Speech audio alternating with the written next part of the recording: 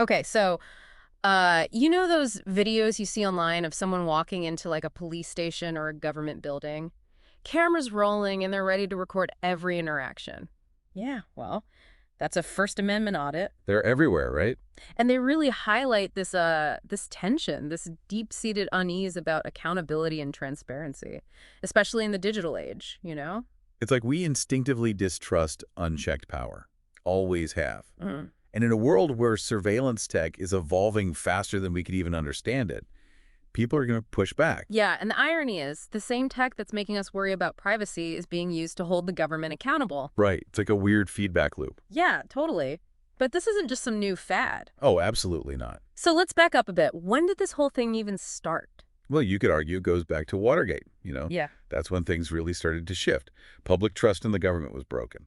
And now everyone has a camera in their pocket. Exactly. Everyone's a journalist, a watchdog. With a megaphone. Yeah, YouTube, Twitter, it's not just about holding individuals accountable anymore. Right. It shapes the narrative. For sure. And that's where things get really interesting. Because you have the First Amendment, you have this rapidly changing technology. And in this political climate that thrives on division. Which brings us to election security. We hear election integrity all the time.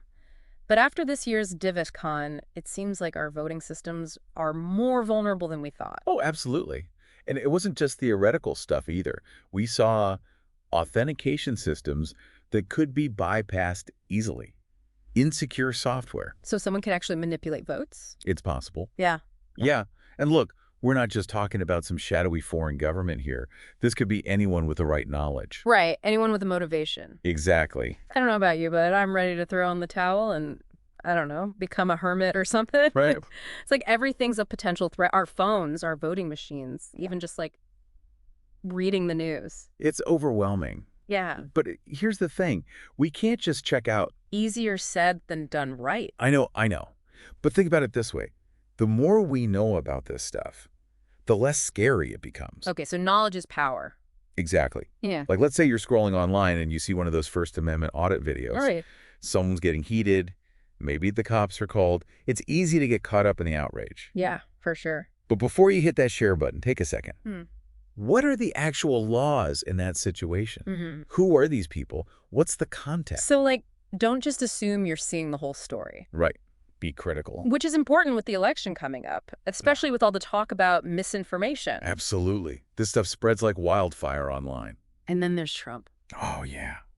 We can't ignore that. His whole thing with these gag orders and the First Amendment. It's a mess. It really is.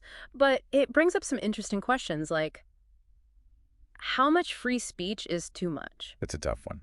Because on the one hand, everyone has the right to express themselves, even someone like Trump. Right. And that's important. Yeah. But there are limits. Like, you can't just yell fire in a crowded theater. Exactly. With someone like Trump who has millions of followers. His words have weight.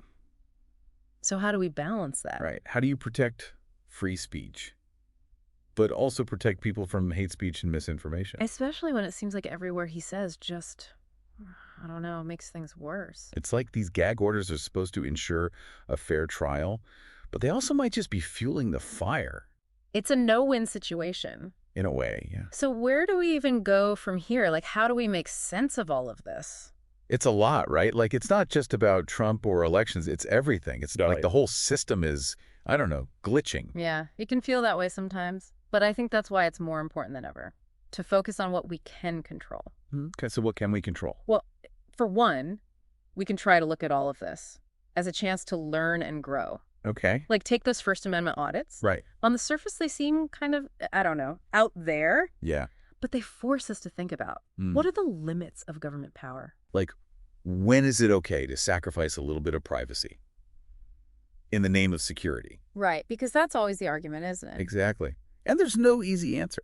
But these situations with the audits, with the elections, they force us to ask those tough questions. So it's less about finding the right answer and more about just asking the right questions. I think so. Which is hard enough these days.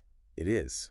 But the more we talk about these things, the more aware we become of the ways these technologies are being used, Yeah. the more power we have. Okay, so what does that look like practically? Well, it starts with being informed. Yeah. And I don't just mean reading headlines. I mean really digging deep. Yeah, like really being critical of what you're seeing online. Exactly. Because not everything is as it seems. And I think that's what we wanted to do with this deep dive. Right, to look at all sides of the issue. And maybe ask some uncomfortable questions along the way. Because at the end of the day, we're all in this together. That's a good place to end it. Thanks for diving in with us. And be sure to check out the next episode, where we'll be, well, you'll just have to wait and see.